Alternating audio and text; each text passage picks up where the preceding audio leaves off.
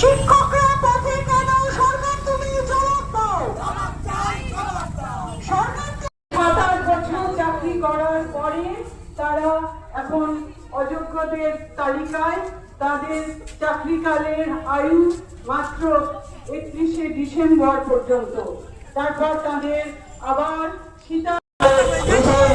একত্রিত হন এবং এই অন্যায়ের বিরুদ্ধে প্রতিবাদে সামিল হন।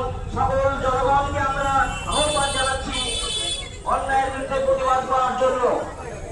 আমাদের সংগ্রাম চলছে, চলবে, বিচারের দাবিতে আমাদের বিক্ষোভ চলছে, চলবে, সসম্মানে চাকরি ফেরতের দাবিতে আমাদের সংগ্রাম চলছে, চলবে,